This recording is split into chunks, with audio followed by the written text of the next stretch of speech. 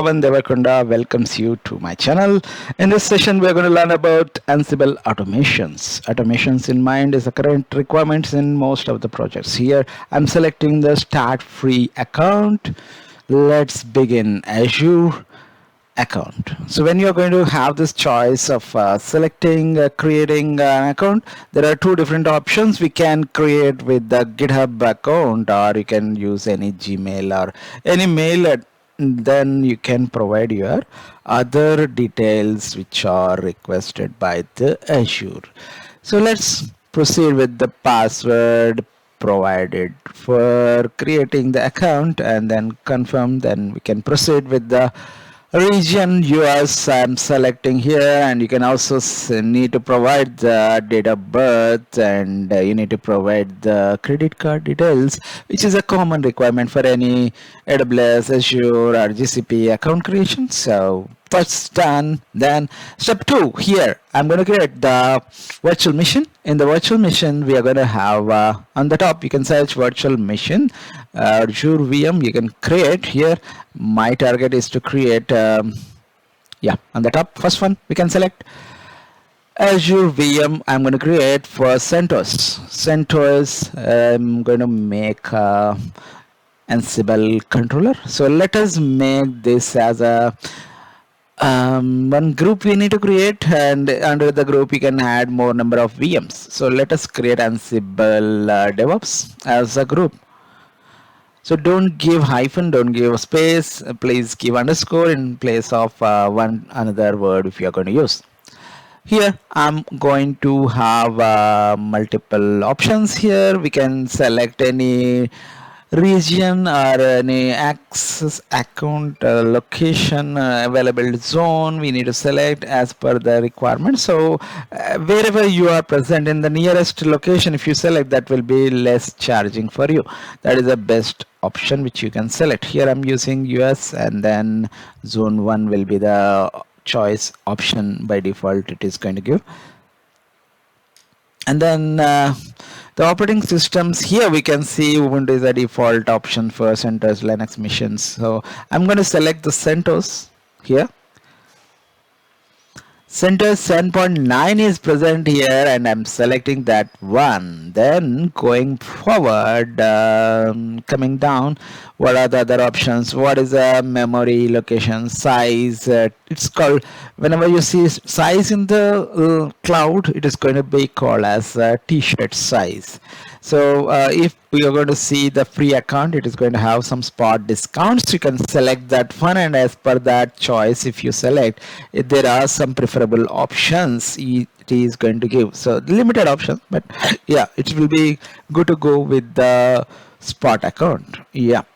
And move on to the size. If it is not suitable in that particular spot account, then we can change that t-shirt size.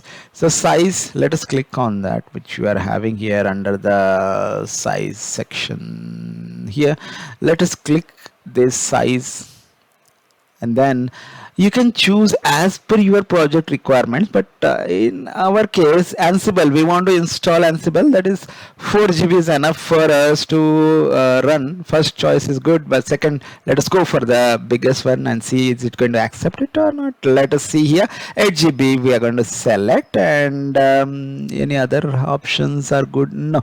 Okay, so we'll go with the 8 GB RAM, and good enough for running the Ansible controller on this VM virtual machine.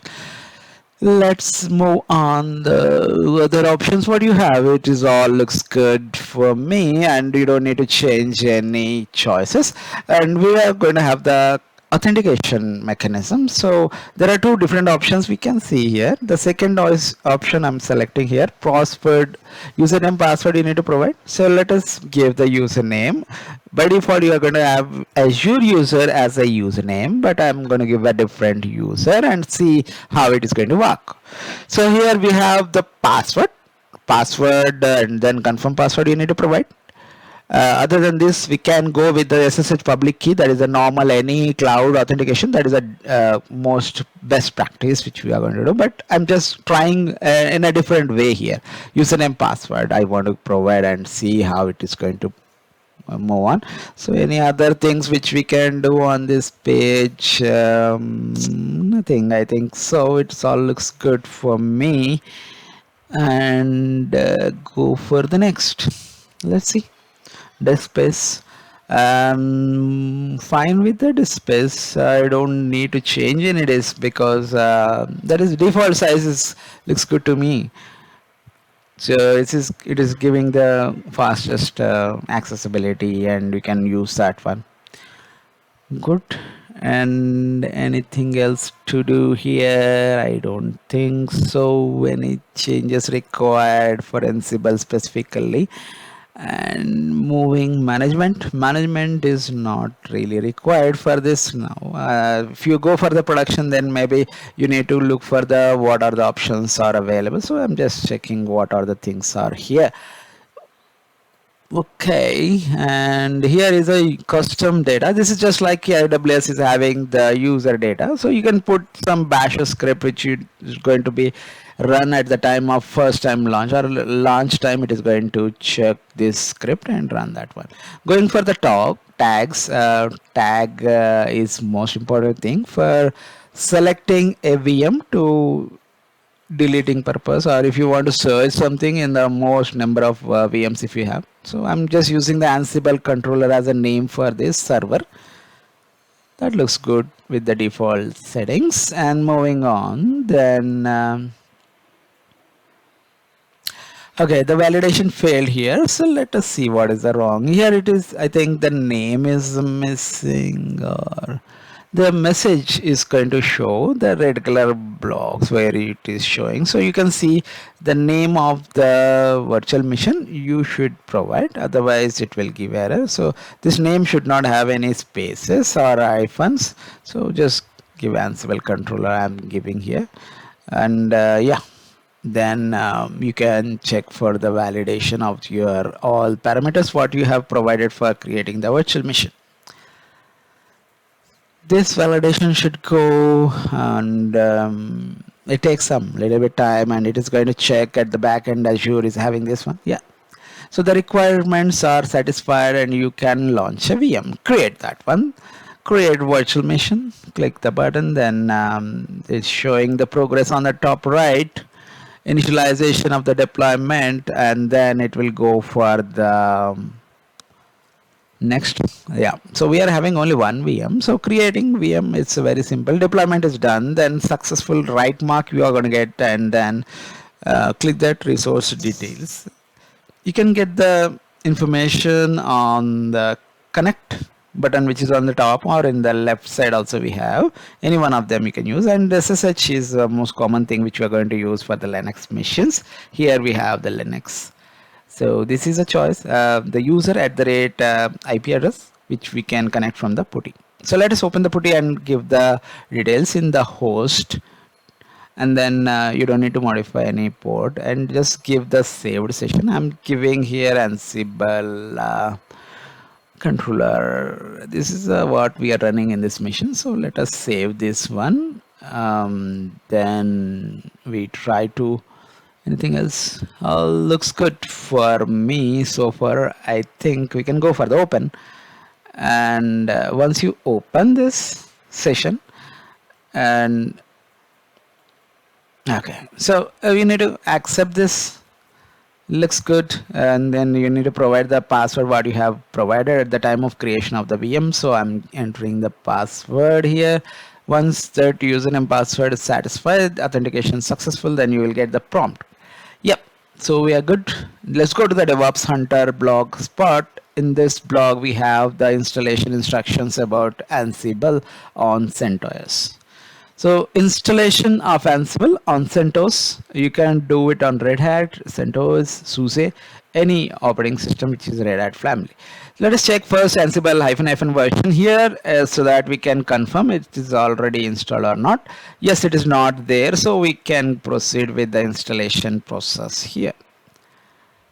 There are instructions in the blog, you can go through them. Before going to that, you can switch to the root user, sudo -i, then we are good. We can go for the instructions about the commands which you can run. So Ansible we can install. Before that one, you need to update, you need to install the epel-release. So let us do that one here. Yum install -y epel-release. That's good. Hit enter and see what it is going to do. It is trying to get the all updates about the repository database information, and that is related to CentOS. It is working good. I think it's almost done. Let's go for the next command. What we have, yum install -y Ansible. So that is what we need, and go for that. Go to the putty and then do that command execution, yum install -y Ansible. So this is what we are expected to do in this session. Ansible installation on CentOS. This is a simple command.